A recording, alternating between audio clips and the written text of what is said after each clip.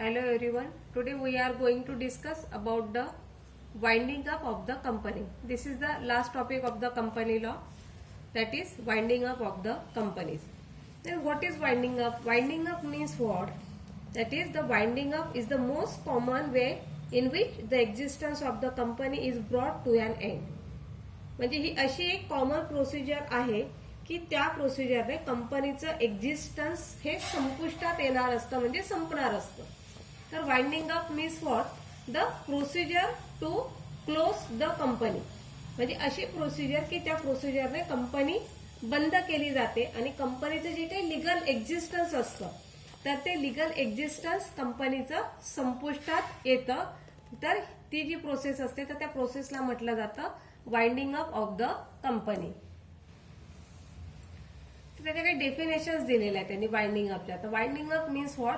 The existence of a company can be terminated bye means of winding up. म्हणजे तिचं जे अस्तित्व आहे ते टर्मिनेट केलं जातं, म्हणजे काय नष्ट केलं जातं. The process of which the company is dissolve is non as winding up of the company. म्हणजे कंपनी डिझॉल्व करण्याचं, कंपनी संपुष्टात आणण्याचं, बंद करण्याची जी प्रोसिजर असते, जी प्रोसेस असते त्याला म्हटलं जातं winding up of the company. The winding up of the company is a proceeding in which the company business is closed down, sale of its assets and the creditors are paid. The balance of assets are distributed to the members. तर कंपनीची winding अपची जी काही process असते, जी काही proceeding असते, तर त्याच्यामध्ये काय केलं जातं, तर कंपनीचा जो काही बिझनेस आहे तो पूर्ण बिझनेस संपुष्टात आणला जातो, संपवला जातो.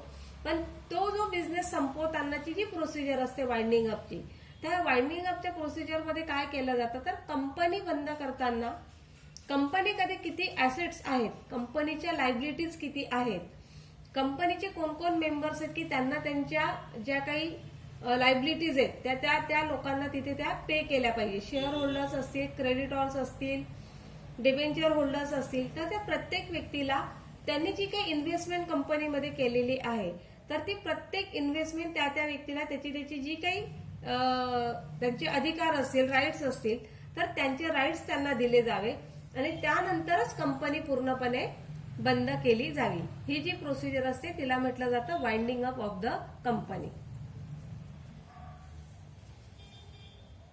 तर there are 3 types of the winding up. तर वाइंडिंग अपचे प्रकार कुठले कुठले? डायरेक्ट फक्त वाइंडिंग अप म्हणजे कंपनीने ठरवलं आता कंपनी वाइंड करा म्हणून कंपनी लगेच वाइंड करता येते का, तर नाही.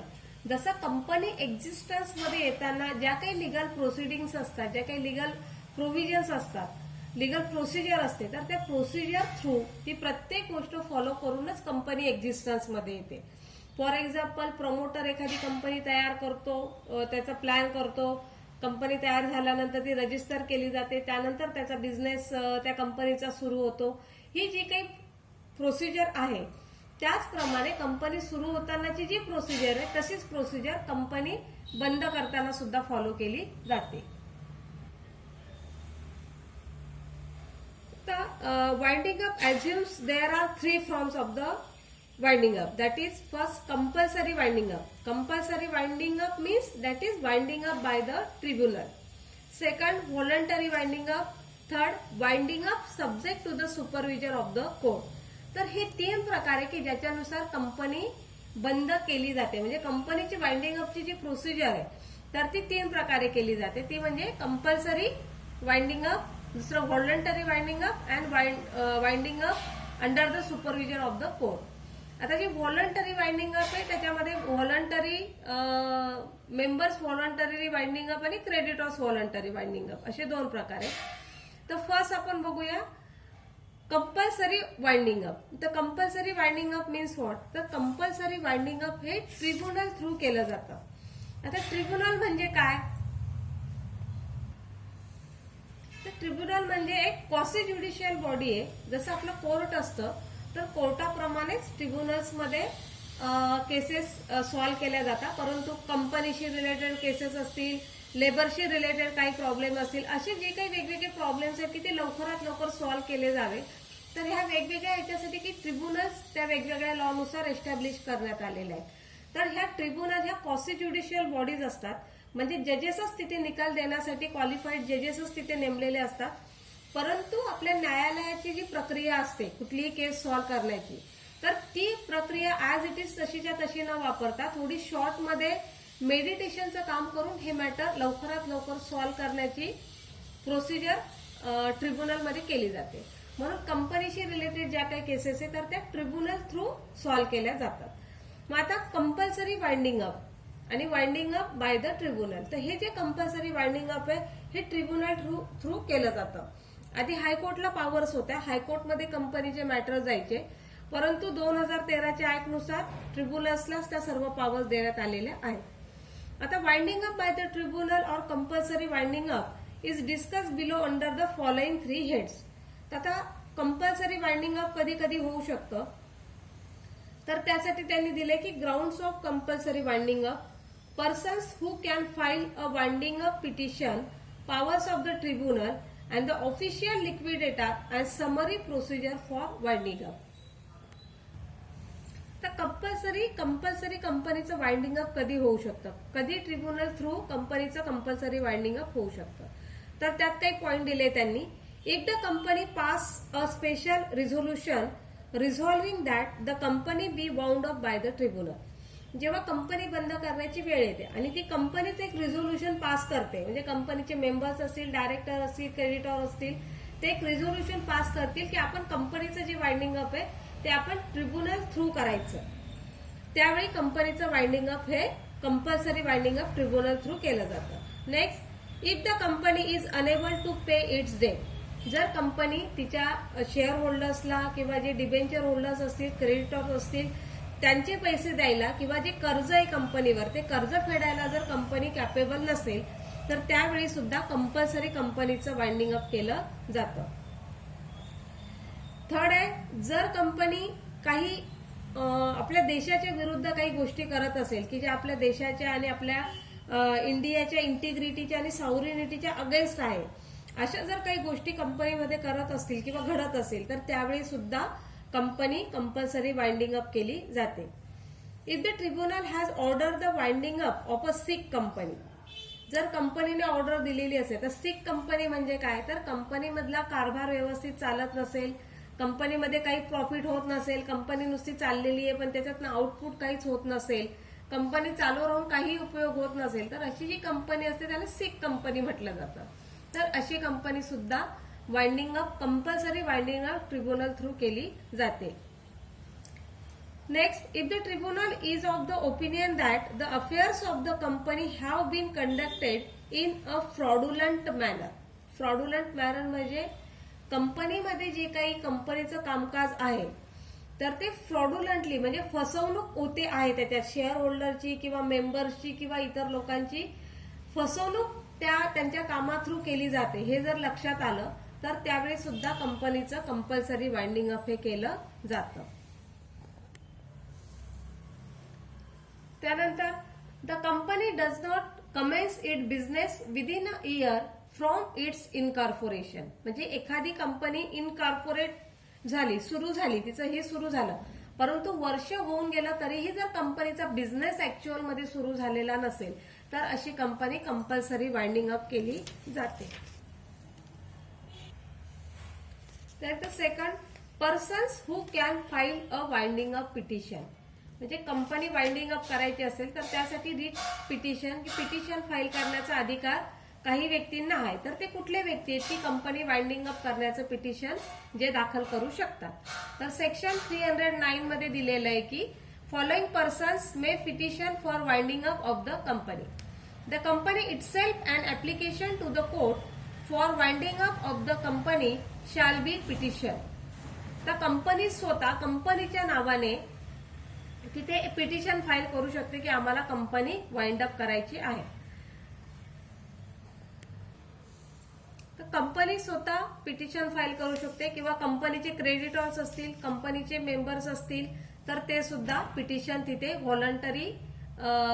कंपल्सरी वाइंडिंग अप साठी ते पिटिशन फाईल करू शकतात. नेक्स्ट आहे second, voluntary winding up.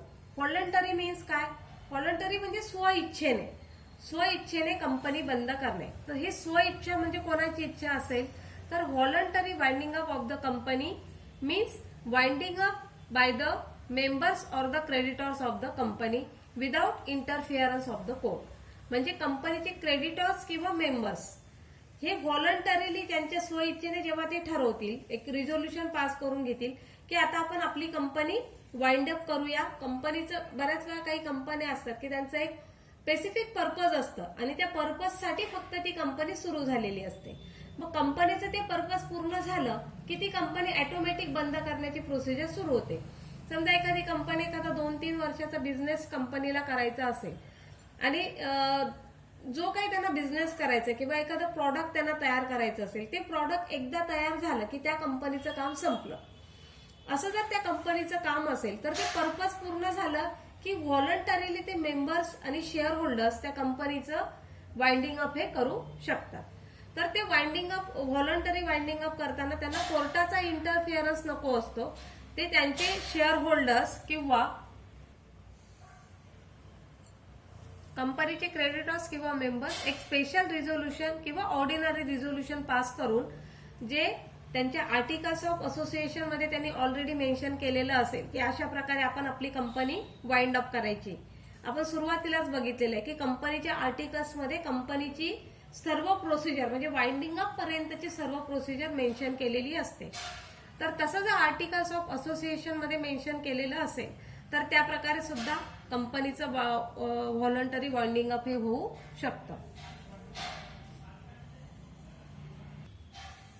Creditors आणि मेंबर्सच्या व्हॉलंटरीली वाइंडिंग अप कधी होऊ शकतं, तर ज्यावेळी क्रेडिटर्सला त्यांचं सर्व पेमेंट मिळालेलं असतं, the company has no debt to pay, म्हणजे कंपनीवर कोणाचंही कर्ज राहिलेलं नसेल, क्रेडिटरचं सगळं जे काही देणं घेणं आहे ते संपलेलं असेल, कंपनीचं पर्पज जे आहे ते कम्प्लीट झालेलं असेल, तर अशा वेळी क्रेडिटर्स किंवा मेंबर्स कंपनीचं व्हॉलंटरी वाइंडिंग अप करू शकतात. आणि थर्ड स्टेज आहे वाइंडिंग अपची, winding up subject to the supervision of the court. तर जेव्हा क्रेडिटर्स किंवा मेंबर्स व्हॉलंटरी वाइंडिंग अप करायचं ठरवतात तर बऱ्याच मॅटरमध्ये ते कोर्टाच्या सुपरविजन खाली वाइंडिंग अप केलं जातं. म्हणजे जर कोर्टाला असं वाटत असेल की हे जरी व्हॉलंटरी वाइंडिंग अप असलं तरी ते कोर्टाच्या सुपरविजन मध्ये झालं पाहिजे. म्हणजे शेअर होल्डर्स असतील, डिबेंचर होल्डर्स असतील, त्या प्रत्येकांचं जे देणं घेणं कंपनीने कम्प्लीट केलेलं आहे की नाही, जर ऍसेट्स असतील, समजा कंपनी लॉस मध्ये असेल तर कंपनीचा जो ऍसेट्स आहे, कंपनीचे जे लायबिलिटीज आहेत त्या कोणाला आधी दिल्या गेल्या पाहिजे, कुठल्या मेंबर्सला तिथे फर्स्ट प्रेफरन्स दिला गेला पाहिजे. जसं आपण सॉलमन वर्सेस सॉलमन या केसमध्ये बघितलेलं आहे. तर जे प्रेफरन्शियल शेअर होल्डर असतात तर त्यांना फर्स्ट प्रेफरन्स दिला गेला पाहिजे. त्यानंतर इक्विटी शेअर होल्डर्स असतील, त्यानंतर डिबेंचर होल्डर्स असतील, तर प्रत्येकाला कोणाला त्यांचे शेअर्सचे पैसे ज्या कोणाच्या लायबिलिटी आधी पे केल्या गेल्या पाहिजे हे जेव्हा ठरवण्याची वेळ येते त्यावेळी त्या कंपनीचं वाइंडिंग अप हे under the supervision of the court म्हणजे कोर्टाच्या सुपरविजन मध्ये कंपनीच्या वाइंडिंग अपची प्रोसिजर होत असते. मग ही प्रोसिजर होत असताना ज्यावेळी वाइंडिंग अपची प्रोसिजर होते त्यावेळी पूर्णपणे डायरेक्टर हे बाजूला पडतात, म्हणजे साईडला होतात. डायरेक्टरचा तिथे रोल संपतो आणि तिथे कोर्टा थ्रू लिक्विडेटर नेमला जातो. लिक्विडेटर म्हणजे कोण, तर असा व्यक्ती की जो कंपनीच्या सर्व त्या वाइंडिंग अपच्या प्रोसिजरमध्ये कंपनीच्या सर्व व्यवहारांवर जो सुपरविजन करेल, त्याचा सगळा अभ्यास करेल आणि कंपनीचे किती ऍसेट्स बाकी आहेत, कोणाला ते ऍसेट्स दिले गेले पाहिजे, ह्या प्रत्येक गोष्टीचं तो लिक्विडेशन करेल आणि त्या लिक्विडेशनचा रिपोर्ट तो देणार. तो लिक्विडेटर ती प्रत्येक गोष्ट ठरवणार आणि त्या रिपोर्टनुसार प्रत्येक व्यक्तीला त्यांचा शेअर्स तिथे दिला जातो आणि त्यानंतरच कंपनीचं वाइंडिंग अप हे होतं.